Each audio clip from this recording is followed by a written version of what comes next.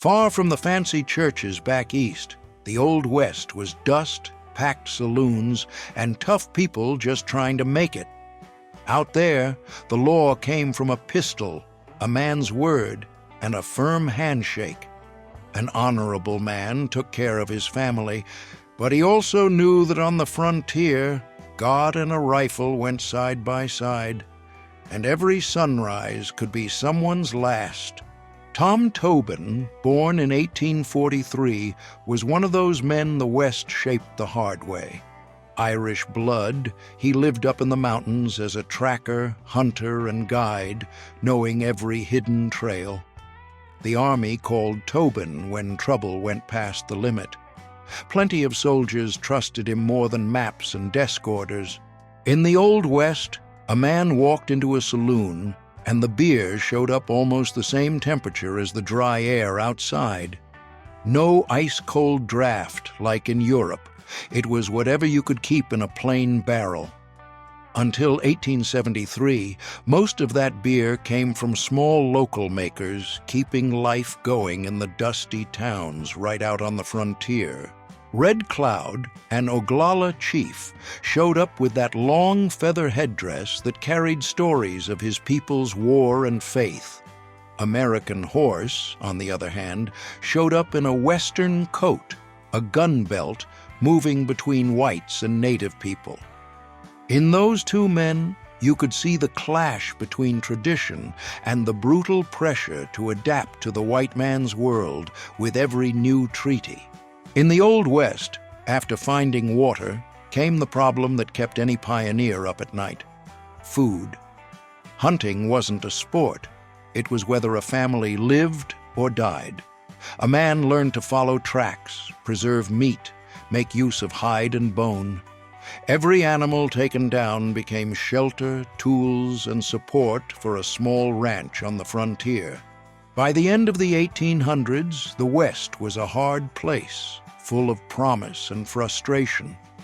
That's where the Cowboys were, driving herds for days on end, toughing it out under sun and dust, putting meat on city tables, and keeping the money moving that pushed the American economy past the frontier, strengthening the country. Long before modern hospitals, folks already trusted mysterious little bottles. In the Old West, travelers sold elixirs that swore they could cure coughs, sadness, and even bad luck. A lot of people knew it was nonsense, but with no doctor nearby, they grabbed onto that liquid hope like a last resort when things got rough. In the Old West, before the U.S. flag showed up for good, water was already calling the shots. Wells and creeks decided where a town popped up, turned neighbors into enemies over a full bucket, but also forced families to come together to dig, store, and share every drop they could find in that dry climate. When word of gold in California spread across the country in the 1800s, a lot of people left behind their farms, families, and jobs and hit the road. On saloon nights, after the mine dust, poker became another kind of race. Cards on the table, hard liquor, and fortune and disaster changing hands in minutes, feeding the gold fever. Out of all the faces of the Old West, few were as confusing as Killer Jim Miller. In church, he wore a sharp suit and spoke soft. In the street, neighbors saw him as a proper citizen. But behind that mask, he hid murder-for-hire deals and a cold, calculated calm no one imagined they'd run into in the quiet darkness of an alley. When gold showed up in California, it turned the average American's whole way of seeing things upside down. Thousands left their farms, shops, and families and headed west, trusting their horse, God, and their own grit, sure that one lucky find could change the family name for good. And every muddy river seemed to promise that kind of turnaround. In the Old West, Walking into a barber shop wasn't just about sitting down to trim your mustache. That guy with a straight razor in his hand also pulled teeth, stitched up wounds, and mixed up medicine. In a land without hospitals, a lot of people trusted him more than any big city doctor. In there, haircuts and healing got mixed together every single day. While they crossed endless plains, cowboys didn't live on big meals, but on whatever could hold up for weeks in the saddle. Camp beans, jerky, hardtack, a handful of dried fruit, and strong coffee. It wasn't fancy, but it kept a man steady in the saddle day after day, even when the wind and dust hit him hard in the face. Long before the Old West, ranchers were already branding cattle so you'd know whose they were. Back in ancient Egypt, livestock got marks burned into their hide, a custom that later traveled through Europe and ended up in the American Southwest, brought by Spanish cowhands and then carried on by Mexicans out on the wide-open plains. When the gold rush boiled over in California, it wasn't just mines and saloons that grew, the mail did too.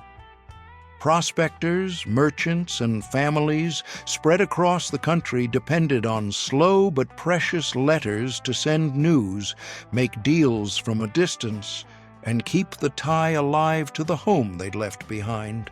In the Old West, the day started before the sun was up. Men and women kept things going in simple cabins, watching the cattle, fixing fences, tending the garden. The kids, still really little, were already carrying buckets, helping at the stove, and learning early that out there nobody could sit around doing nothing, not on holidays and not in a hard storm. By the end of the 1800s, buffalo hunters crossed the plains in dusty groups and ended up in Leavenworth, Kansas. There, they sold piles of hides in smoke-filled warehouses where buyers weighed each one and turned that slaughter into cash, making the small town grow fast with each season. Clay Allison walked through Western saloons like he owned the place. He said he wasn't just some gunman, but a top-notch marksman. With his six-shooter, he practiced non-stop, shooting bottles in the wind and building a reputation as a man who could settle a fight with one clean shot, quick and cold. In 1680, the Pueblo peoples got fed up with Spanish rule and rose up in a revolt that shook New Mexico. After driving out soldiers and priests, they also took whole herds of horses. Those animals, once controlled by the colonizers, spread among the plains tribes and changed the way they fought and hunted. As the frontier pushed pioneers west, a lot of folks shared the same habit: strong coffee at camp. Cowboys rode through the night and counted on a dented tin pot hanging over the fire. Each hot swallow helped hold off the cold, the sleep, and the loneliness of those endless trails, day after day, week after week. Roy Bean left Kentucky in 1825 when he was just 15, following his older brothers out west. The boy traded a quiet farm life for the uncertainty of the frontier, where every day brought new dangers and chances to strike it rich. Bean lived like a true drifter, never staying in one place for long. The Spanish brought roping to the American West sometime in the 1700s. Their Mexican vaqueros had that skill down cold and taught Texas cowboys how to handle cattle like pros. It spread fast across ranches and became a key part of the job on the Great American Plains. The Old West became part of the American soul, especially in the heart of the country.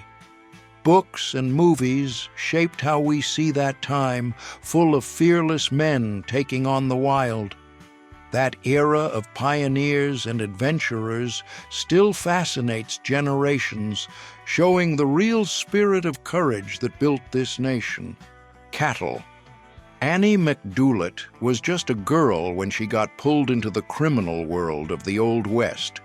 She rode with Little Britches Stevens, and the two teenagers caused serious trouble. They robbed banks and rode with dangerous gangs, challenging the law in a time when female outlaws were rare. Before 1858, Denver was basically empty land in Colorado with nothing worth much. But when they found gold there, everything changed overnight. The gold rush brought thousands of people, and railroads had to be built in a hurry to move men and supplies, turning Colorado into a prosperous state.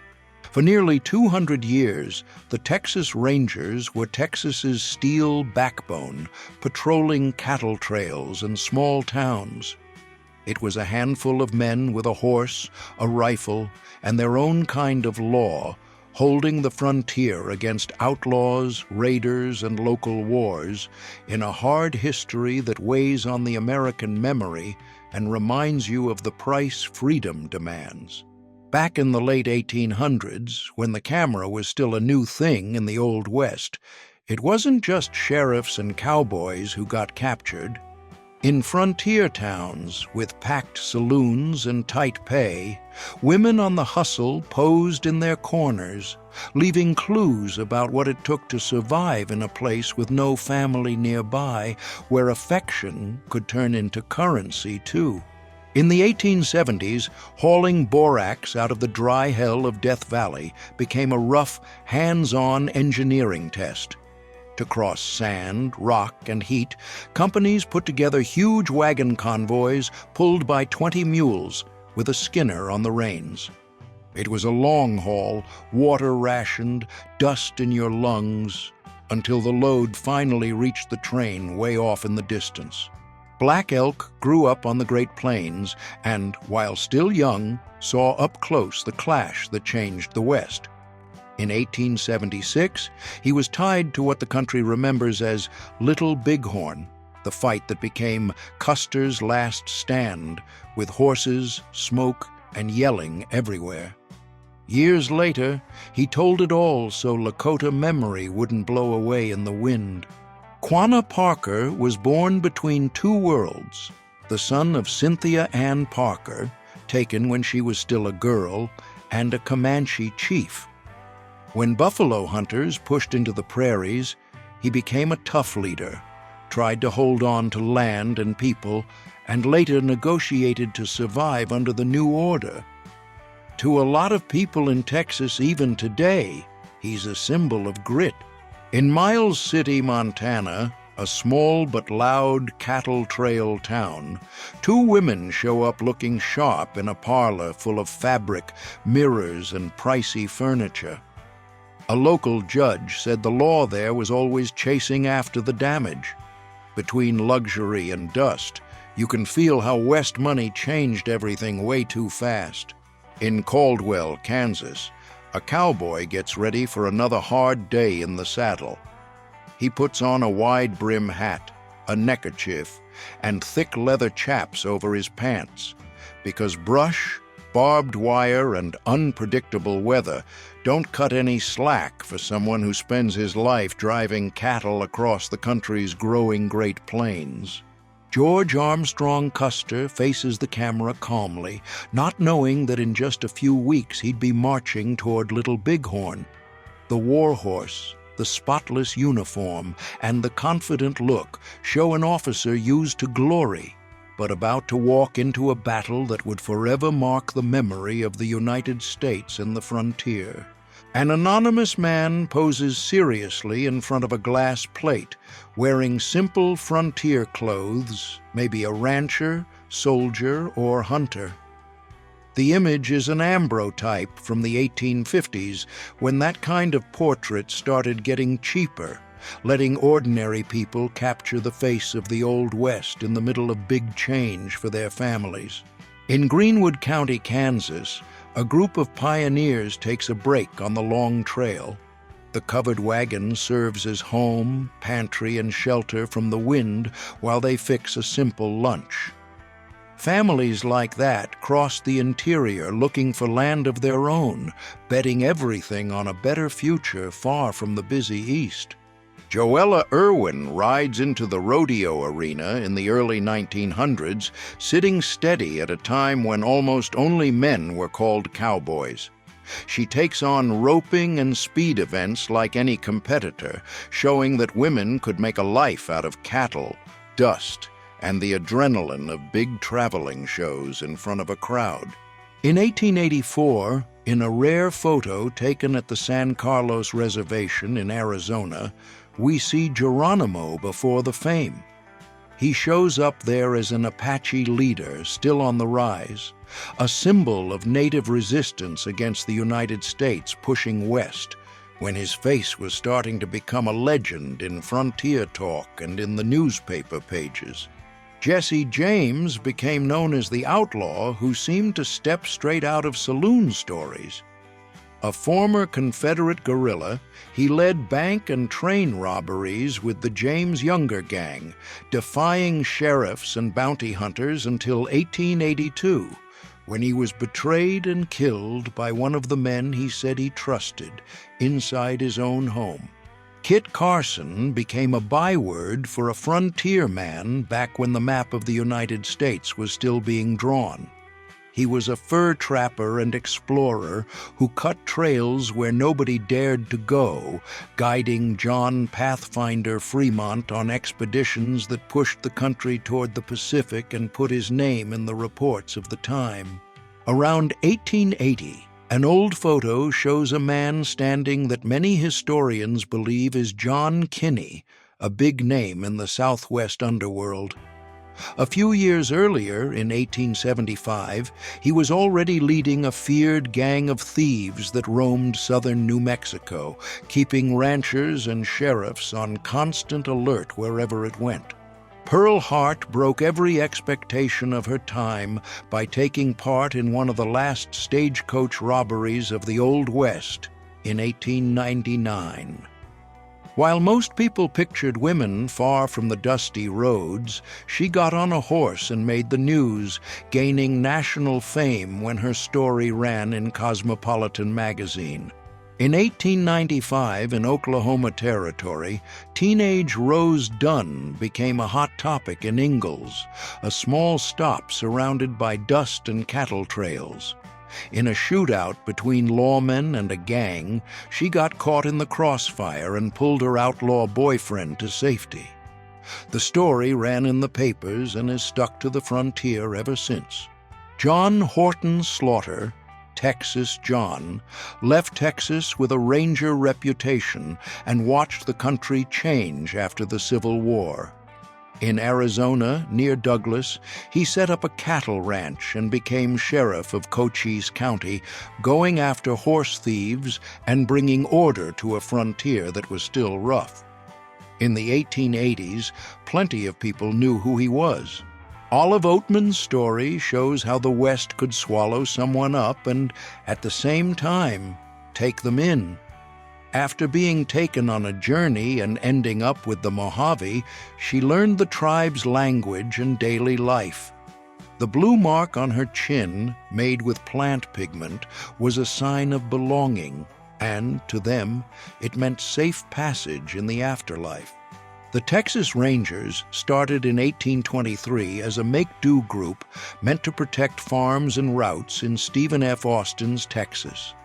In 1835, they became an official force. In the next century, they went after rustlers, robbers, and border gangs, becoming a symbol of law and order in the state, with a big reputation and controversies that still follow them today. A record found by accident in Missouri opened a rare window into the Old West. A woman who looked like she worked cattle and ran her own business, something a lot of people forget. Historian Mark Lee Gardner came across the piece in an antique shop, and the find is a reminder that the frontier had female leadership too. In post-Civil War California, Tiburcio Vasquez became a name lawmen couldn't pin down. For nearly 2 decades, he lived off scams, robberies, and theft, moving through ranches, saloons, and back roads. What really stuck was his reputation as a leader among other outlaws. People talked, and so did the way he could vanish before the dust even settled. Anyone driving cattle in the Old West knew life was hard. Even so, when they got the chance to stop by the town studio, they did. They wanted to be photographed the way they worked. A worn hat, scuffed boots, a canvas jacket, and a rope in hand. It was a "this is me" to send back home and show pride in the job. In Oklahoma Territory, Bill Doolin became the most hunted outlaw because the money for his capture was high, a big reward, and his name was at the top of the lists. In August 1896, the chase ended in a no-joke shootout. In the clash with U.S. Marshal Heck Thomas, Doolin went down after taking close to 20 shots. In Tombstone, the funeral of Tom McClory, Frank McClory, and Billy Clanton wasn't just a farewell, it was a protest. In the procession, some locals carried a short, hard sign saying they'd been killed in the streets of the town, right downtown. The words held the anger and the grief after the OK Corral in 1881, when everything blew up. Up in the frozen north, between the late 1800s and the early 1900s, Kate Rockwell became a draw in the mining towns of Alaska and the Klondike. After a day with shovel and pick, miners packed the hall to see popular songs and dances. People remembered her for the lively show and the red dress that became her trademark. In 1865, right after the Civil War, James Wild Bill Hickok shows up the way he really looked day to day in frontier towns: a plain coat, worn boots, and an alert stare. No show costume. A lot different from the dressed-up portraits that came later, his clothes speak to need and to respect earned the hard way with real risk. In 1876, when cattle herds packed the trails and Dodge City, Kansas, was a powder keg, Bat Masterson and Wyatt Earp show up side by side at the peak of the cattle drives. 2 lawmen working together to hold the railhead while cowboys, saloons, and money could kick off trouble in a blink, and their partnership became history.